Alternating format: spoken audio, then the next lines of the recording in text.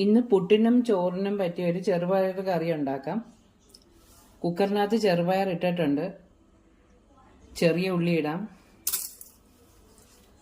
3 പച്ചമുളക് അത് രണ്ടായിട്ട് കീറിയതാ, അതും കൂടി ഇടാം.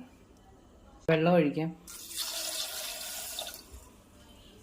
ഉപ്പിടാം. 5 വിസിൽ വരുന്നത് വരെ വെയിറ്റ് ചെയ്യാം. ഇനി അരപ്പിന് വേണ്ടി കുറച്ച് തേങ്ങ എടുത്തിട്ടുണ്ട്.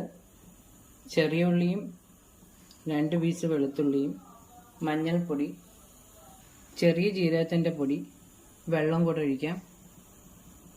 ഇനി ഇത് നല്ലോണം അരച്ചുകൊണ്ട് വരാം. ഒരു പാൻ വെച്ച് വെളിച്ചെണ്ണ ഒഴിച്ചു കൊടുക്കാം. എണ്ണ ചൂടാകുമ്പോൾ കടുക് ഇട്ട് കൊടുക്കാം. കടുക് പൊട്ടി തുടങ്ങിയിട്ടുണ്ട്. ഇനി ഉണക്കമുളക് ഇടാം. കറിവേപ്പില ഇട്ട് കൊടുക്കാം. ചെറുപയർ വെന്തതിട്ട് കൊടുക്കാം.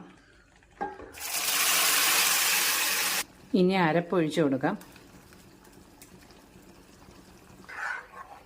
ഒന്ന് ചൂടായാൽ മതി, തിളയ്ക്കണ്ട. ചെറുപയർ കറി റെഡിയായിട്ടുണ്ട്. ചോറിൻ്റെ കൂടെയും പുട്ടിൻ്റെ കൂടെയും ചപ്പാത്തിയുടെ കൂടെയും എല്ലാത്തിൻ്റെയും കൂടെ പോയി കറി. നല്ല അടിപൊളി ടേസ്റ്റാണ്. എല്ലാവരും ഒന്ന് ട്രൈ ചെയ്ത് നോക്കണേ.